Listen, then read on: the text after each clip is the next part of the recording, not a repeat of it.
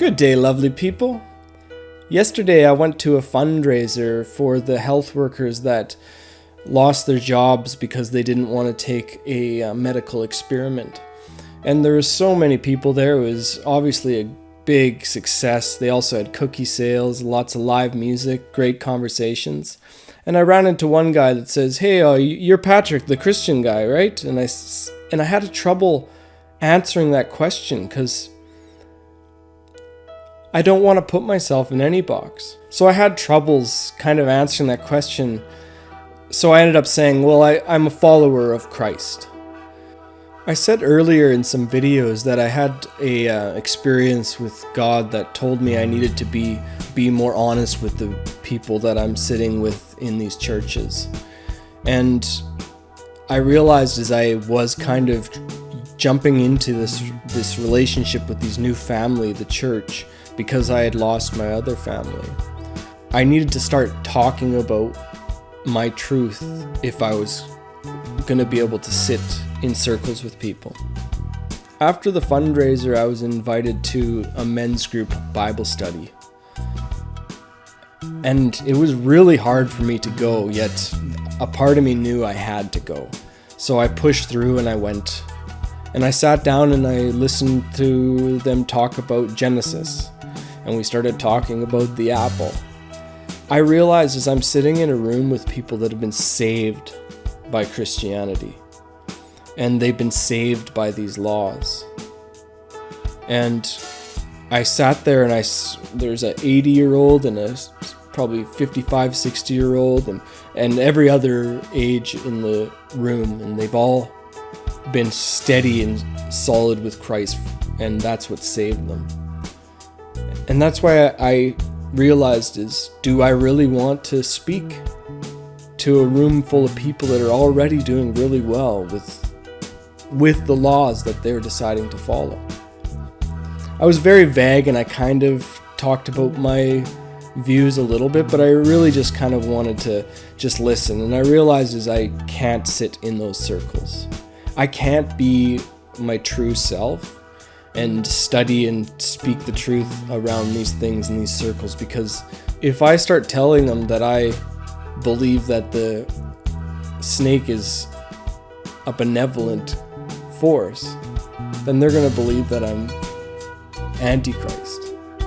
And it's not that I'm worried about being judged. I'm just, again, I look at the fruits of the people that are following this church and I see that it's helped them, and I say, what do I know to say anything more than what's working for them? Do we really want to know how naked we really are? Should we all be eating the apple? Well, for me, as I realized how much more naked we are and how much this world is actually run by the Antichrist, it makes it really hard to want to invest in the physical world. And that's where you really understand where the Gnostics kind of saw this realm as a bit of a prison planet that we had to escape to get back to the spirit realm. And I don't want to call this whole world a place to escape. I want to make it the world that I would like to live in. And so I'm trying to take on the hero's journey so that I don't go into physiological nihilism. The idea of Buddhism, where we're trying to escape samsara in this physical realm, is actually a nihilistic thought. Well, it's physiologically nihilistic. And I definitely suffer with physiological nihilism because I see what's going on, and I really have to keep my faith and hope up about where we're going and why I have to stand strong and take on the hero's journey. And so that is what Christian is to me. It's not like other people's Christianity. My Christianity, what it is to follow Christ, is to follow the truth no matter where it leads. To try to speak the truth in every situation and know that if you're wrong, be open to be humbled. I want all the knowledge of good and evil. I want to be able to look at it with my own eyes and discern it with my own eyes. I don't want to avoid things and not understand why I'm not avoiding them. I'll always be the one that will continue to eat the apple of the knowledge of good and evil. Because that's what, to me, ignorance is wickedness. So if you are ignoring knowledge just so you can continue living your life and not realize what kind of darkness you might be a part of, then that is, to me, against what God would want. We should see what's really going on in our subconscious so we don't let it rule us. I think a question I would ask a Christian person is, in your life, what do you call a forbidden fruit? Like, what is a fruit out there that contains knowledge of both good and evil that we should not eat? And myself, I can't think of anything but a entheogenic plant. Or reading of information, forcing yourself to open your mind and awaken and die of your old self.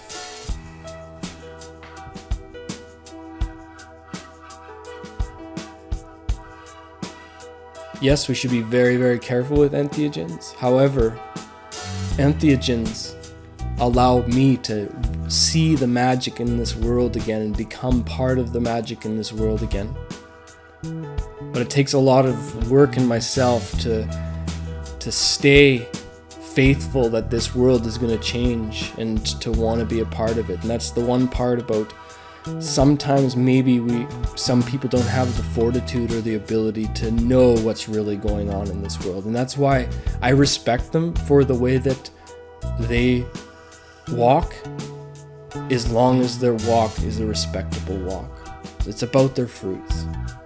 It's not about what goes in the mouth, it's what comes out. It's not about what religion goes in the ears, it's what comes out through their actions. I find a lot of powerful guidance in the Bible. I also am going through it and marking out the stuff that I don't understand how it could at all be godly. And I think that that's an honest way to look at any material. If the communist government said, here's the book, this is the law of the land, everything here you must think no matter what. Even though my mind would go through and point out things that I really don't want to think, I have to think it. There is certain parts of me that feels that way, except for they're doing it in the name of God. Again though, I do see how some people need the Old Testament God to fear. Some people need all of these laws to keep them from their sin, and others will find Christ, truly. And Christ is of no laws besides what is of peace, love, unity, truth, humility. Here's a verse from 1 Corinthians 9:19-23. Though I am free and belong to no one, I have made myself a slave to everyone, to win as many as possible. To the Jews I become like the Jews, to win the Jews. To those under the law I become like one under the law, though I myself are not under the law, so as to win those under the law.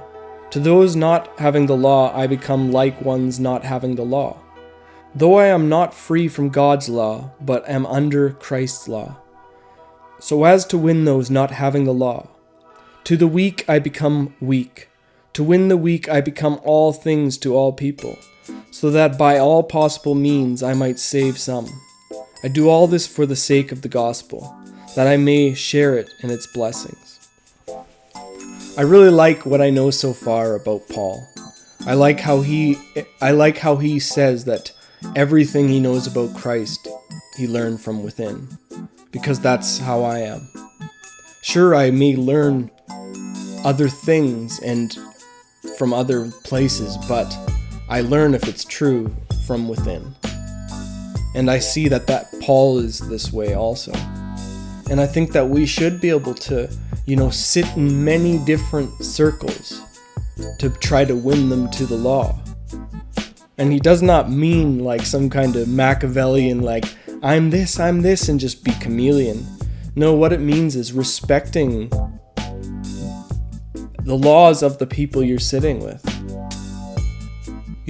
Respecting the traditions of the people that you're sitting with. Not putting any of your dogma on people if they're not carrying any of it. Because our relationship with God is a one-on-one relationship. Not everybody can follow Christianity and follow to find their peace. I'm a person that needs to go deep. And because of that, I'm going to be teetering on the edge of some pretty hard situations. A lot of people don't want to do that. And I understand why they don't. I see that the word Christianity has turned into like a bad word these days. And I know this is about the Antichrist system. It's because Christian people are hard to corrupt. And that's why they don't want many of them. Because of the history of Christianity, a lot of people hear the word Christ and their ears turn off. That's why I need to separate Christ from Christianity. And if I'm going to associate with Christianity, I'm going to be very honest about the things that I don't associate with Christianity. Or I'm going to at least say this is the reason why I believe these things may not be the healthiest things to follow in Christianity. So the big issue that comes up in my heart is what I started this video with, is the fact that somebody asked me, "Oh, you're Patrick, the Christian guy." And I go, "Oh, no, I'm a follower of Christ." So that's how I answered the question. And then when I'm in Bible study, a question came up and said, "How long have you been Christian?" And that feeling hit me again, like, how do I answer this question? And I couldn't answer it like that. And I kind of sat there for a second and I said, I found Christ 3 years ago. However, there's a disconnect there. I don't know if I can sit in this circle until I can answer that question in both circles. Because I don't think Paul is talking about having two answers for the same question. That is far from a Christ-like thing to do. When I found God, I wanted to know how he wanted me to act, and he pointed at Christ. And when that happened, it was like a powerful effect that came over me, like, this is the way to God. And that's where there is truth, I feel, behind the Christian line that you can only go to the Father through the Son. And that's where that really was real for me. It was like I found God before I found Christ, but God pointed me at Christ so that I could connect the idea together. And a big part of me, because of my situation, believes that that's the only way to God. And there's a part of me that thinks about all these different gods, for example, in like Hinduism and stuff, that there might be too many archetypes that are just confusing people. And there's a lot of parts about me like, why would there be so many different archetypes of just the Most High? And so I do have judgments where I go, I think we should just be following a Christ or something like a Christ, whatever you call it in your culture. And I think like in Hinduism, it was like Krishna. I think there is some teachings in Hinduism that says we should only turn to Krishna and not the other gods. So I know there is teachings even in Hinduism that points towards almost a monotheistic part of Hinduism. However, to put my bias to the side a little bit, I do think there's times in people's lives that they may need the help of the lower gods or the archetypal gods to deal with their unique situation that I have not dealt with. My situation called for the hero's journey, and the ultimate hero's journey is Christ. However, other people's journeys might need a special story for them to really connect to it. And that's where I have to put my idea to the side to understand why these other gods may be important to other people. And for myself, I don't call them gods, I call them archetypes. And to be honest, even when I've been meditating on the idea of Kali Ma, who is like the feminist god. And when I look back when we first had the first wave of feminism, that was when we needed Kali Ma. Maybe there's people in their own unique situations that need Kali Ma to fight against the dark masculine. You know, maybe there's people that need to be Kali Ma, that stand on top of their man so that they can feel powerful, so they can survive because of the world that's been given to them. There is a time when a woman should maybe be that scary if a man is being terrible.